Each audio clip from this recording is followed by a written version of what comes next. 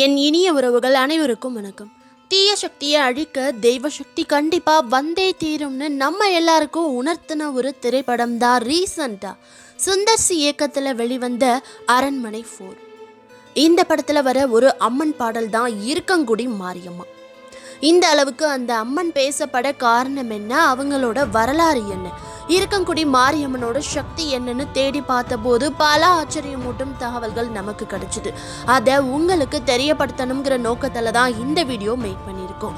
வீடியோவை ஸ்கிப் பண்ணாமல் கடைசி வரைக்கும் பாருங்கள். இதே மாதிரி இன்னும் பல ஆன்மீக தகவல்களை தொடர்ந்து நீங்கள் பார்க்கணும்னு நினச்சா நம்ம சேனலை சப்ஸ்கிரைப் பண்ணி இப்போவே ஒரு மெம்பரை ஜாயின் பண்ணிக்கோங்க.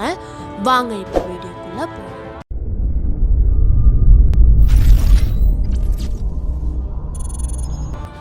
முதல்ல இருக்கங்குடிங்கிற இந்த ஊரோட பெயர் காரணம் என்னன்னு தெரியுமா? திரேதா யுகத்தில் ராமனும் துவாபர யுகத்தில் அர்ஜுனனும் கங்கைக்கு நிகராக உருவாக்கிய 2 பொன்னிய நதிகள் இந்த கோவிலுக்கு 2 பக்கமும் ஓடுது. மாரியம்மன் கோவிலுக்கு வடக்கு பக்கத்துல ஓடுற ஆறு அர்ஜுனா ஆறு. இதோட இதிகாச வரலாறு என்னன்னு பாத்தீங்கன்னா, வத்திரா இருப்பு என்னும் இடத்துல உள்ள மகாலிங்க மலையில உற்பத்தியாகுது இந்த அர்ஜுனா நதி. மகாபாரத காலத்துல வனவாசம் போன பஞ்ச பாண்டவர்கள் காடு மேடெல்லாம் கடந்து வந்து மகாலிங்க மலையடிவாரத்தை வந்து சேர்ந்திருக்காங்க. அவங்க நடந்த களைப்பு நீங்க நீராட விரும்பி இருக்காங்க. ஆனா அங்க நீராடுறதுக்கு எந்த அருவியோ நதியோ கிடையாது. அதனால அர்ஜுனன் பூமாதேவியையும் கங்கையையும் வணங்கி தன்னுடைய அம்பால் பூமியை பிளப்பாரு. அந்த பிளவிலிருந்து தோன்றியதே அர்ஜுனா ஆறு. கோவிலுக்கு தெற்கில் ஓடும் வைப்பாருக்கும் ஒரு கதை உண்டு. ராவணனை சம்ஹாரம் செய்வதற்காக தன்னுடைய பரிவாரங்களுடன் மேற்கு தொடர்ச்சி மலையை நோக்கி வந்து சேர்ந்தாரு ராமர். நடந்த களைப்பு நீரை அவர் நீராட விரும்புவார். ஆனால் நதியோ அருவியோ அங்கு இல்லை என்பதால் என்ன செய்யலாம் அப்படின்னு யோசிக்கிறாரு. அப்போது ராமர் கூட வந்த ஒருத்தர் என்ன சொல்றாரு அப்படின்னா, அகத்திய முனிவர் இந்த உலகத்துல உள்ள புண்ணிய தீர்த்தங்களை எல்லாம் எடுத்து ஒரு குடத்துல அடைச்சு வச்சிருக்காரு. அந்த குடத்தை இந்த இடத்துல தான் புதைச்சு வச்சிருக்காரு அப்படின்னு சொல்றாங்க. அதை கேட்ட ராமபிரான் என்ன பண்றாரு அப்படின்னா, குடம் புதைக்கப்பட்ட இடத்தை தன்னுடைய அம்பால் துளைத்திருக்காரு. உடனே புதைத்து வைத்திருந்த இடத்திலிருந்து ஒரு ஆறு தோன்றி இருக்கு. வைப்பு என்றால் புதையல், புதைத்து வைத்தல் என்று பொருள். புதையலிலிருந்து தோன்றியதால் அந்த ஆறு வைப்பாறுன்னு பெயர் பெற்றிருக்கு. இப்படி ராமரும் அர்ஜுனனும் உருவாக்கிய 2 ஆறுகளும் கங்கைக்கு நிகராக சொல்லப்பட்டு அதன் காரணமாக இரு கங்கைக்குடி என்ற பெயர் ஏற்பட்டதாகவும் அந்த பெயரே மருவி தற்போது இருக்கங்குடின்னு அழைக்கப்படுது. வைப்பாறு அர்ஜுனனாறு ஆகிய 2 ஆறுகளுக்கு நடுவே மணல் திட்டாயிருக்கும் இந்த இடத்தில் அமைஞ்சிருக்கக்கூடிய இருக்கங்குடி மாரியம்மன் கோவில் கிழக்கு மேற்காக 178 அடியும் வடக்கு தெற்காக 149 அடியும் கொண்டு கட்டப்பட்டிருக்கு. இருக்கங்குடி மாரியம்மன் கோவில் தமிழ்நாட்டில் விருதுநகர் மாவட்டம் சாத்தூர் என்னும் ஊரிலிருந்து 8 கிலோமீட்டர் தொலைவில் அமைஞ்சிருக்கு. இது தமிழகத்தின் தென் மாவட்டத்தில் இருக்கும் மிகவும் பிரபலமான கோயில்களில் ஒன்று. இந்த கோவிலில் வழிபட்டு செல்பவர்களுக்கு அம்மை உட்பட அனைத்து விதமான நோய்களும் கவலைகளும் பயங்களும் நீங்கும் அப்படிங்கிறது இந்த பகுதி மக்கள் கிட்ட இருக்க ஒரு உறுதியான நம்பிக்கையா இருக்கு. இதிகாச பெருமை கொண்ட இந்த ஸ்தலத்தில் அம்மன் கோவில் கொண்டதன் பின்னணியில் சித்தர் ஒருவரின் தவமும் மறைஞ்சிருக்கு. சுமார் 450 ஆண்டுகளுக்கு முன்பாக தென் தமிழ்நாட்டில் மேற்கு தொடர்ச்சி மலையின் ஒரு பகுதியாகிய சதுரகிரி மகாலிங்க மலையில் சிவயோக ஞான சித்தர் என்ற தவயோகி கடுமையான தவம் மேற்கொண்டு அன்னை பராசக்தியிடம் தான் யோக நிஷ்டையாகும் இடத்தில் அன்னை பராசக்தி சிவசுரூபியாக பீடமிட்டு அமர்ந்து அருள்பாலிக்க வேண்டும் என்ற அரிய வரத்தை வாங்கியிருக்காரு. அப்போது அம்பிகை அசரீரியாக அர்ஜுனா நதி மற்றும் வைப்பாற்றுக்கு நடுவில் இருக்கும் மேட்டு பகுதிக்கு வரும்படி சொல்லியிருக்காங்க. அதன்படியே இந்த பகுதிக்கு வந்த சித்தருக்கு அம்பிகை தரிசனம் தந்திருக்காங்க. தனக்கு அம்பிகை தரிசனம் தந்த கோலத்திலேயே ஒரு விக்கிரகம் வடித்து பிரதிஷ்டை செய்து வழிபட்டிருக்காரு அந்த சித்தர். நதிகள் சங்கமிக்கும் புண்ணிய பூமியில் ஐக்கியமாக வேண்டும் என்ற அன்னை பராசக்தியின் வார்த்தைகளை ஏற்று அங்கிருந்து நதிகள் சங்கமமாகின்ற இந்த திருத்தலத்தை தேர்வு செய்து இந்த இடத்திலேயே தன்னை ஐக்கியப்படுத்தி கொண்டிருக்கிறாரு அந்த சித்தர். இந்த நிலையில் நாடெங்கும் ஊழி பிரளயம் ஏற்பட்டு காட்டாற்று வெள்ளத்தால் நாட்டின் பல கிராமங்கள் அழிஞ்சிருக்கு. அந்த பெருவெள்ளத்தில் மிதந்து வந்த அன்னை பராசக்தியின் திருவுருவச் சிலை சித்தர் ஐக்கியமாகிய இந்த இடத்தை அடைந்ததும் வெள்ளத்திலிருந்து விடுபட்டு சுழலெடுத்து பூமிக்குள் புதைஞ்சிருந்திருக்கு. பிற்காலத்தில் அம்மனின் சிலை ஆற்று மண்ணில் புதைஞ்சு போய் இருந்திருக்கு. அதன் பிறகு சுமார் 300 வருஷங்களுக்கு முன்னாடி குக்கிராமமாக இருந்த இந்த ஊர்ல பெரும்பான்மையாக விவசாயம் செய்யக்கூடிய அனைத்து சமுதாய மக்களும் வாழ்ந்து வந்திருக்காங்க. அர்ஜுனா நதியின் கரையில் இருக்கும் இருக்கங்குடி கிராம பெண்கள் வழக்கம் போல் சாணம் சேகரித்து விட்டு சாணக்கூடையை தலைக்கு தூக்க முயற்சிக்கும் போது இத்திருக்கோவிலின் தற்போதைய பரம்பரை அறங்காவலர்கள் பூசாரியின் குடும்பத்தை சார்ந்த மூதாதையராகிய ராமசாமி பிள்ளை என்பவரின் மனைவி பரிபூரணத்தம்மாள் சாணக்கூடையை மட்டும் தரையிலிருந்து எடுக்க முடியல. எல்லாருமே அதிர்ச்சியோடு அந்த இடத்துல நிற்கும் போது அந்த பெண்ணுக்கு அருள் வந்து அன்னை பூமிக்குள் புதைந்திருக்கும் வரலாற்றை சொல்லி, நான் மாரியம்மன், என்னை தோண்டி எடுத்து வழிபட்டு வந்தால் கைவிடாமல் மக்களை காப்பாற்றுவேன் என்று கூறி வழக்கை கொடுத்ததும் புதையுண்டிருந்த அம்மனை எடுத்து பிரதிஷ்டை செய்து வழிபட்டு வந்திருக்காங்க. எங்கும் நிறைந்த பரம்பொருளாய் பெருஞ்சுடராய் தம்மை வழிபடும் பக்தர்கள் கேட்கும் வரத்தை கொடுத்து தன் நிலையில் வைத்து பாதுகாக்கும் தன் நிகரில்லாத தாய்தான் இந்த கோவிலில் குடிகொண்டிருக்கும் இருக்கங்குடி மாரியம்மன். அன்னை பராசக்தியின் அருள்வாக்கு பலித்தாலும் அன்னையின் மகிமையாலும் நாடி வந்தவர்களுக்கெல்லாம் கேட்ட வரத்தை கொடுத்து நல்ல பலன் கிடைத்ததாலும் வரம் வேண்டியும் வாழ்வு வேண்டியும் வருகிற மக்களுக்கெல்லாம் பரிபூரண நிம்மதியும் நிறைவும் கிடைப்பதாலும் இருக்கங்குடி அருள்மிகு மாரியம்மனுக்கு கோவில் எழுப்பி குடமுழுக்கு விழா நடத்தியிருக்காங்க. மாரியம்மன் இங்கே சிவ அம்சமாக திகழ்வதால் அம்மன் சன்னதிக்கு எதிரில் நந்தி இருக்குது. இப்போது கோவில் இருக்கும் இடத்துக்கு சற்று தொலைவில் அம்பாள் சிறுமிக்கு காட்சி கொடுத்த இடத்தில் ஆதி அம்மன் சன்னதி இருக்கு. இங்கே அம்மனின் திருவுருவத்திற்கு பதில் அம்பிகையின் திருவடிவம் பொறித்த சூலம் மட்டுமே வைக்கப்பட்டிருக்கும். உற்சவ அம்மன் ஊருக்குள்ள இருப்பாங்க. ஆடி வெள்ளிக்கிழமைகளில் மட்டுமே உற்சவ அம்மன் பிரதான கோயிலில் எழுந்தருளுவாங்க. வழக்கமாக கோவில்களில் மாரியம்மன் இடது காலை மடித்து வலது காலை தொங்க விட்டபடிதான் நம்ம பார்த்திருப்போம்.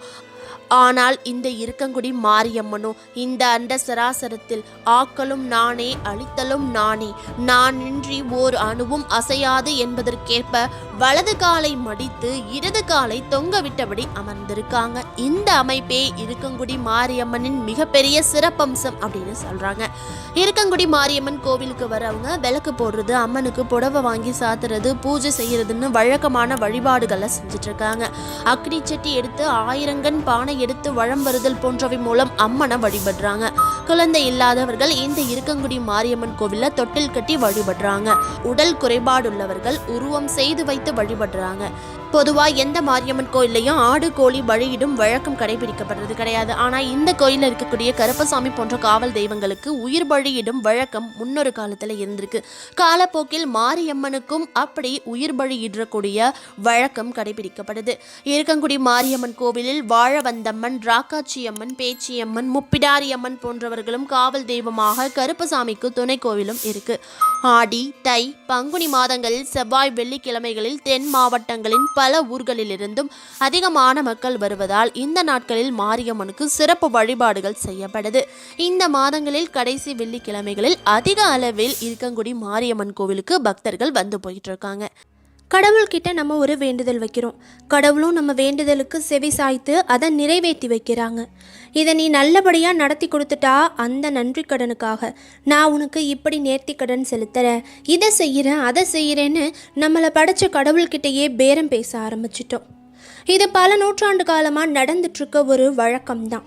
ஆனால் அந்த நேர்த்தி கடனானது குழந்தை பிறந்தா தொட்டில் கட்டுற, அபிஷேக ஆராதனை செலவுகளை ஏற்றுக்கிறேன், கோவிலுக்கு பொருட்கள் ஏதாவது வாங்கி கொடுக்குறேன், பால் குடம் எடுக்கிறேன், தீ மிதிக்கிறேன், காவடி எடுக்கிறேன்னு பெரும்பாலும் இப்படி தான் இருந்திருக்கும்.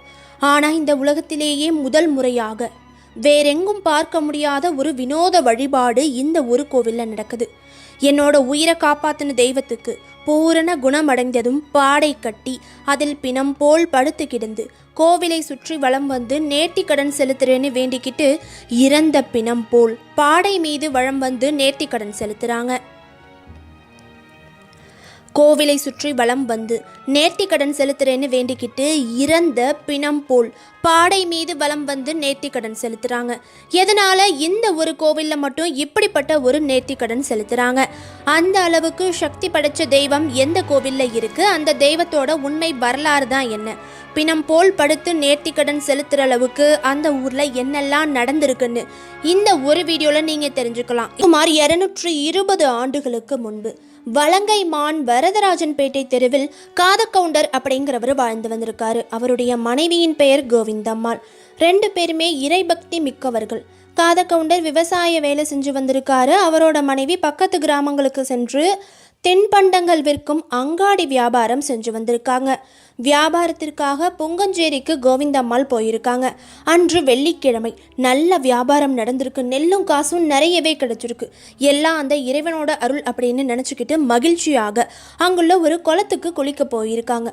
அப்போது ஒரு பிராமணரும் அவருடைய மனைவியும் ஒரு குழந்தையுடன் அங்கிருந்து அடைக்கலங்காத்த ஐயனார் கோவில் பக்கம் போகிறத பார்த்துருக்காங்க. குளிச்சுட்டு கரையேறிய பிறகு ஐயனார் கோவில் பக்கம் இருந்து குழந்தை அழும் குரலை கேட்டிருக்காங்க கோவிந்தம்மாள். வேகமாக அங்கே போய் பார்த்துருக்காங்க. அங்கே ஒரு பெண் குழந்தை அழுதுட்டு இருந்திருக்கு. தெருக்காரவங்க எல்லாம் ஓடி வந்திருக்காங்க. குழந்தையை கொண்டு வந்து விட்டவர்களை தேடி பார்த்துருக்காங்க. அங்கே யாருமே தென்படலை. அழுது கொண்டிருந்த அந்த குழந்தையை கோவிந்தம்மாள் தூக்கி இருக்காங்க. கோவிந்தம்மாள் தூக்கியதும் குழந்தை அழுவதை மறந்து அழகாக சிரிச்சிருக்கு. அந்த குழந்தையின் அழகில் மயங்கிய அந்த தெருவாசிகள் அனைவரும் அந்த குழந்தையை நாங்களே வளர்க்கணும் அப்படின்னு போட்டி போட்டுட்டு வந்திருக்காங்க. கடைசியாக அந்த தெரு நாட்டாமைக்காரர் வளர்ப்பார் அப்படிங்கிற ஒரு முடிவுக்கு வந்திருக்காங்க. தனக்கு குழந்தை கிடைக்கவில்லையே என்று கோவிந்தம்மாளுக்கு வருத்தம். புங்கச்சேரியில் கோழிகளும் ஆடு மாடுகளும் திடீர்னு இறக்க தொடங்கி இருக்கு. பல பேருக்கு அம்மை நோய் தாக்கி இருக்கு. ஐயனார் கோவிலில் கிடைக்கப்பெற்ற அந்த பெண் குழந்தைக்கும் அம்மை பார்த்து விட்டது. ஊரே பெருந்துயரம் அடைஞ்சிருக்கு. இந்த நிலைமையில ஒருத்தருக்கு ஆவேசமா சாமி வந்து ஆடி அந்த பெண் குழந்தைய கோவிந்தம்மா கிட்ட கொடுத்துருங்க அப்படின்னு சொல்லியிருக்காங்க. அப்பதான் இந்த ஊருக்கு நன்மை நடக்கும் அப்படின்னு சொல்லியிருக்காரு. உடனே கோவிந்தம்மாளை அழைத்து அந்த குழந்தையையும் கொடுத்திருக்காங்க. குழந்தையை எடுத்து வந்து சீதலா அப்படின்னு பெயரிட்டு கோவிந்தம்மாள் வளர்க்க தொடங்கி இருக்காங்க. ஆனால் கடுமையான அம்மையால் 3ஆம் நாள் அந்த குழந்தையின் உயிர் பிரிஞ்சிருக்கு. ஆறா துயரமடைந்த கோவிந்தம்மாளும் அவளுடைய கணவரும் குழந்தையின் உடலுக்கு இறுதி சடங்குகளை செஞ்சுட்டு அவங்க வீட்டோட கொல்லை பக்கத்தில் அடக்கம் செஞ்சுருந்துருக்காங்க. சிலர் அந்த குழந்தை 7.5 ஆண்டுகள் கோவிந்தம்மாள் வீட்டில் வளர்ந்து பல அற்புதங்களை செய்து அதன் பின்னரே இறந்ததாகவும் சொல்லியிருக்காங்க. அன்றிரவு ஊர் மக்களின் கனவில் வந்த அந்த குழந்தை எனக்கு உடல் இல்லையே தவிர உயிர் இருக்கிறது என்று கூறி மறைந்திருக்கு. மற்றொரு முறை அந்த ஊரில் உள்ள பெண் ஒருவரின் மீது அருள் வடிவில் வந்த அம்மன், நான் தான் குழந்தை வடிவில் இங்கு வந்தேன், என்னை வழிபடுபவர்களுக்கு அபயம் தந்து காப்பேன் அப்படின்னு அருள் இருக்கு. இதை கேட்டதும் ஊர் மக்கள் சீதலாதேவியாக வளர்ந்து வந்த குழந்தைக்கு மகா மாரியம்மனாக சமாதி எழுப்பி அம்மனை வழிபட ஆரம்பிச்சிருக்காங்க. அதன் பிறகு குடமுருட்டி ஆற்றில் நீராடிவிட்டு வருவோரில் சிலர் கோவிந்தம்மாள் வீட்டு கொல்லைப்புறம் வந்தபோது ஆவேசமாக ஆடியிருக்காங்க. அவர்கள் நான் தான் மாரியம்மன், குழந்தை வடிவில் இங்கு வந்தேன், என்னை வழிபடுவோருக்கு அருள் புரிவேன் அப்படின்னு கூறியிருக்காங்க. அதன்படி குழந்தையை சமாதி செய்த இடத்தில் கீற்றுக்கொட்டகை போடப்பட்டிருக்கு. மக்கள் வந்து வழிபட தொடங்கி இருக்காங்க. அதன் பிறகு அந்த இடத்தில் கோவிலும் எழுப்பியிருக்காங்க.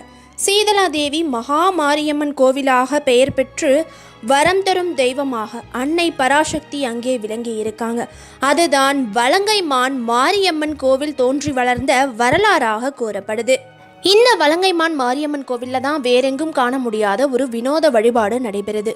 உற்றார் உறவினர் நண்பர்கள் பின்னே வர, கொல்லிச்சட்டியை ஏந்தி கொண்டு முன்னே ஒருவர் செல்ல, இறுதி யாத்திரையில் வாசிக்கப்படும் தப்பும் தரையும் முழங்க, பச்சை மூங்கிலில் வாளை குருத்தும் தென்னை ஓலை பாடையில் வைக்கோல் தலையணையில் கால் கட்டு கைக்கட்டு வாய்க்கட்டு கட்டப்பட்டு நெற்றியிலே 1 ரூபாய் நாணயத்தையும் வைத்து பெற்றவர்களும் பெற்ற குழந்தைகளும் மற்றவர்களும் அருகில் வந்து வாய்க்கரிசி போட்டுவிட உயிருள்ள மனிதனே நிஜ பாடை காவடியிலேயே படுத்திருப்பார். இந்த ஊர்வலம் பாடைக்கட்டி மாரியம்மன் திருக்கோவிலை 3 முறை வலம் வருகிறது. 3 சுற்று முடித்த பின்னர் அம்பாள் கோவில் வாசலிலே பாடை காவடி இறக்கப்படுது. பாடையில் இருக்கும் மனிதர்கள் அப்போதுதான் விழித்தெழுவதைப் போல நினைவுக்கு திரும்புகின்றார்கள். பாடை காவடியில் இருக்கும் வரை அவர்களுக்கு இந்த ஊர்வலத்தின் உணர்வுகளே இருப்பதில்லை அப்படின்னு சொல்றாங்க. இதுவே ஒரு பேரதிசயம் போல இருக்கும். 1942ஆம் ஆண்டு வலங்கைமான் காவல் நிலையத்தில் ஒரு போலீஸ் அதிகாரி பொறுப்பேற்றிருந்திருக்காரு. அந்த சமயத்தில் பங்குனி திருவிழாவும் நடைபெற்றிருந்திருக்கு. திருவிழாவின் போது பாடை காவடி மற்றும் அழகு காவடி போன்றவை எடுக்கக்கூடாது அப்படின்னு அந்த போலீஸ் அதிகாரி தடை விதிச்சிருக்காரு.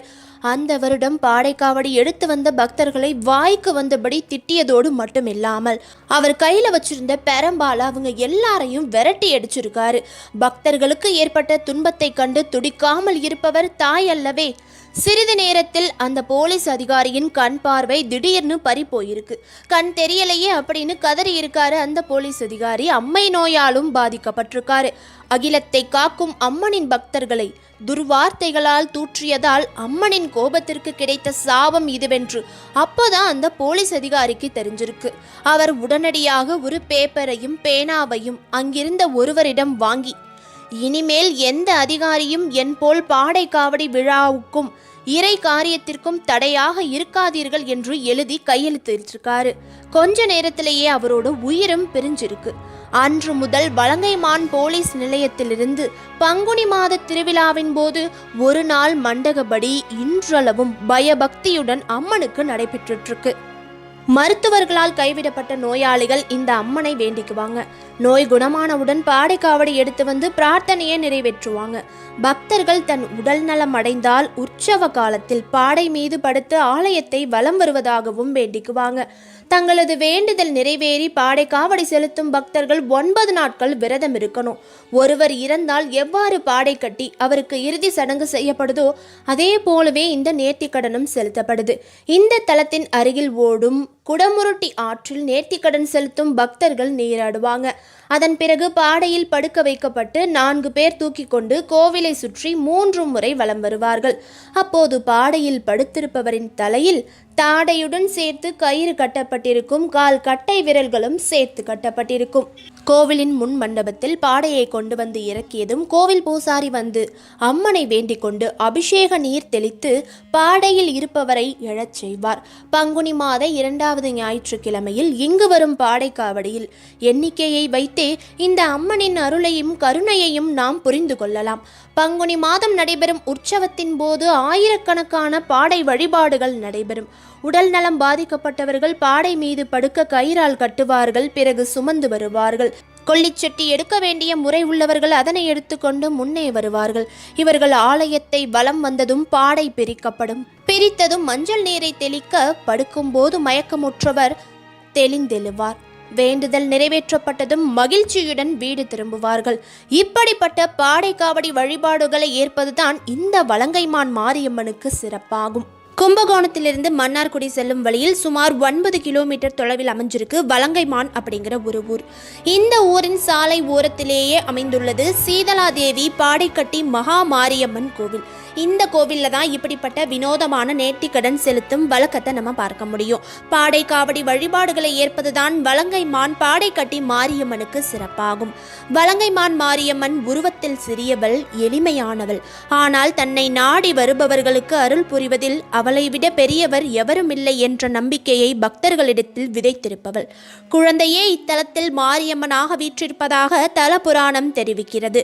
4 கரங்களுடன் வலது காலை மடித்து வைத்தபடி வீர சிம்மாசனத்தில் மகா மாரியம்மன் வீற்றிருக்கிறார். வலது மேற்கரத்தில் உடுக்கையும் வலது கீழ்கரத்தில் கத்தியும் இடது மேற்கரத்தில் சூலமும் இடது கீழ்கரத்தில் கபாலமும் வைத்திருக்கிறார். அம்மனின் 2 தோள்களிலும் 2 நாகங்கள் உள்ளன. இதனால் இந்த தல மாரியம்மனை தீபமேற்றி வழிபட்டு அர்ச்சித்தால் நாகதோஷங்கள் அகலும் அப்படிங்கிறதும் நம்பிக்கையாயிருக்கு. இந்த கோவில்ல உள் சுற்று பிரகாரத்தில் விநாயகர், இருளன், பேச்சாயி, பொம்மி மற்றும் வெள்ளையம்மன் உடனுரை, மதுரை வீரன் சுவாமி சன்னதிகள் அமைஞ்சிருக்கு. வாய் பேச முடியாத குழந்தைகளை இந்த தலத்திற்கு அழைத்து வந்து மாரியம்மனுக்கும் பேச்சாயி அம்மனுக்கும் தனித்தனியாக சர்க்கரை பொங்கலிட்டு படைத்து வழிபட்டால் பேச்சு வரும் அப்படிங்கிறது நம்பிக்கை. உடலில் எந்த பகுதியில் நோய் தாக்கம் இருப்பினும் அம்மனை வேண்டிக் கொண்டு அங்க பிரதட்சணம் வருவது இந்த ஸ்தலத்தில் தினமும் நிகழும் நிகழ்வுகளில் ஒன்றாக இருக்குது. அம்மை நோய் கண்டவர்கள் இந்த தலத்திற்கு வந்து 3 நாட்கள் தங்கி இருந்து மாரியம்மனின் அபிஷேக பாலையும் வேப்பிலையையும் உண்டு வந்தால் அம்மை நோய் தாக்கம் குறைந்து உடனே குணமாகிவிடும். கண் நோய் மற்றும் கண்ணில் குறைபாடு உள்ளவர்கள் அம்மனுக்கு அர்ச்சனை செய்து 7 நாட்கள் கோவிலில் தங்கி இருந்து அம்மனின் அபிஷேக பாலையும் வேப்பிலையையும் உண்டு வந்தால் கண் பார்வையில் கண்டிப்பாக நல்ல முன்னேற்றம் காணப்படும். கண் நோய் குணமானவர்கள் வெள்ளையில் கண்மலர் வாங்கி அம்மனுக்கு சமர்ப்பிக்கலாம். கால் நோய் மற்றும் வாத நோய்களுக்கு கோவிலில் தரும் எலுமிச்சையின் சாறு, வேப்பிலை, குங்குமம் 3ஐயும் குழைத்து தடவி வந்தால் நோய் விரைவில் குணமடையும். இந்த பாடைக்காவடி நேர்த்திக்கடன் செலுத்தும் திருவிழாதான் பங்குனி மாதத்தில் சிறப்பாக நடைபெறும் ஒரு திருவிழா. ஒவ்வொரு ஆண்டும் பங்குனி மாதம் முதல் ஞாயிற்றுக்கிழமை தொடங்கும் திருவிழாவானது 10 நாட்கள் வெகு விமர்சையாக நடைபெறும். சென்னை, மதுரை, கோவை, திருச்சி ஆகிய நகரங்களிலிருந்து வரும் பக்தர்கள் கும்பகோணம் ரயில் நிலையத்தில் இறங்கி அங்கிருந்து மன்னார்குடி செல்லும் பேருந்தில் ஏறி வலங்கைமான் என்ற பஸ் நிறுத்தத்தில் இறங்க வேண்டும். கோவில் திறந்திருக்கும் நேரம் காலை 5 மணி முதல் 1 மணி வரையிலும், மாலை 4 மணி முதல் இரவு 9 மணி வரையிலும், ஞாயிற்றுக்கிழமைகளில் அதிகாலை 4 மணியிலிருந்து இரவு 10 மணி வரை நடை திறந்திருக்கும். பாடைக்கட்டி மாரியம்மனோட முழு வரலாறு என்ன, பக்தர்கள் ஏன் இப்படிப்பட்ட வினோதமான நேர்த்திக்கடன் செலுத்துறாங்கன்னு இந்த வீடியோவில் தெரிஞ்சுக்கிட்டோம். வீடியோ பற்றிய உங்கள் கருத்துக்களையும் நீங்கள் வலங்கைமான்ல இருக்க மாரியம்மன் கோவிலுக்கு போய் அம்மனை தரிசனம் செஞ்சுருக்கீங்களான்னு கமெண்ட் பண்ணுங்க. நீங்கள் விருதுநகர் மாவட்டத்தில் இருக்கக்கூடிய இருக்கங்குடி மாரியம்மன் கோவிலுக்கு போய் அம்மனை வழிபட்டிருக்கீங்களா அப்படின்னு மறக்காமல் கமெண்ட் பண்ணுங்க.